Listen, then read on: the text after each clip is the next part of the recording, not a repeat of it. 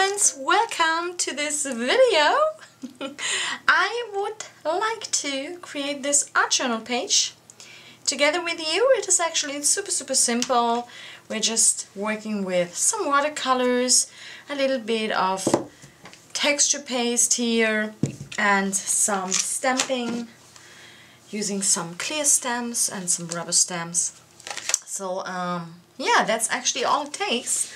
So no rocket science, just a quick, simple, easy, yet really pretty. I like the way it turned out art journal page. So hope you will enjoy watching me create.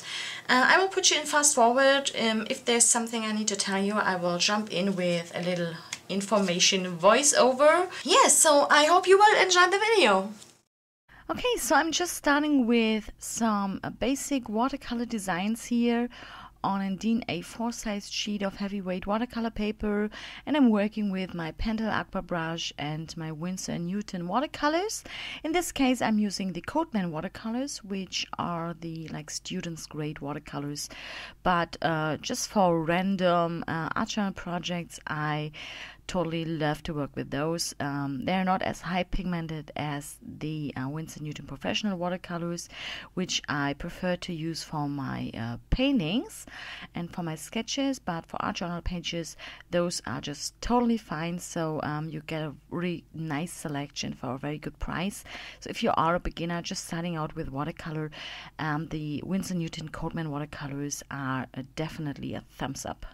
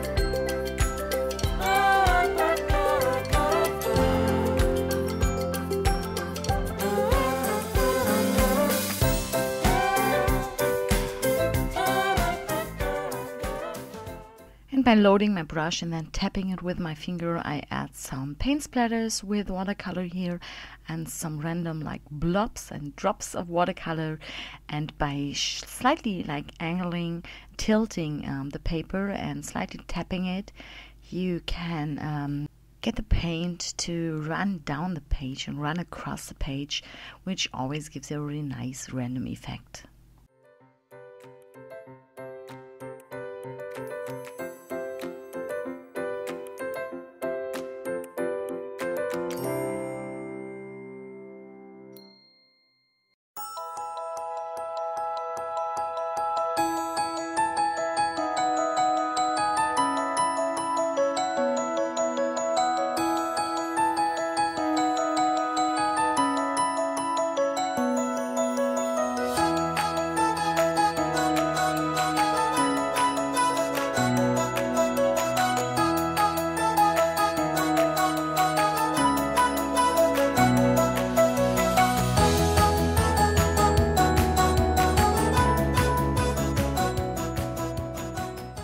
And in the next step, I'm adding some stamp designs to my page here using a clear stamp set, which is by Heidi Swap, and some Stampin' Up! Stamps. And yeah, I just like to add some random geometrical shapes here, some tiny circles and some lines and some tiny flowers and tiny stars and triangles and arrows to kind of emphasize on this background design. Okay, so I'm not working with like real images because I know I will add some image like a focal point later. So for the background, I'm just going for some very subtle geometrical designs. And since I know that I will continue to work with some wet media, I'm working with a waterproof ink pad here, which is the archival ink. Next, I'm using some crackle texture paste. This is a clear drying texture paste, which kind of gives you a very, very subtle effect because, again, it dries clear. So the camera won't really catch the effect once it's dry. But if you look at the artwork in real life, it gives you a really interesting, fun effect. So yeah, that's what I'm working with here right now, using a Crafters Workshop stencil and a palette knife. And once this is dry, I'm using the same stencil and some gold texture crackle paint. This one is by Prima Marketing, to kind of emphasize on those leaves and to add them with a different color in comparison to the very subtle transparent texture paste that I laid down before.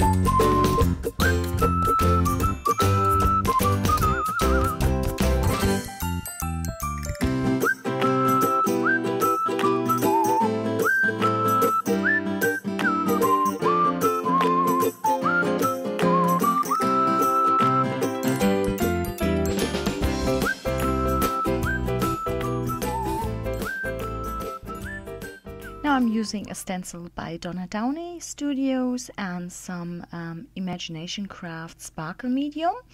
And I picked this turquoise blue because I thought it would be a very, very nice contrast in comparison to the yellow and the pink red in the background.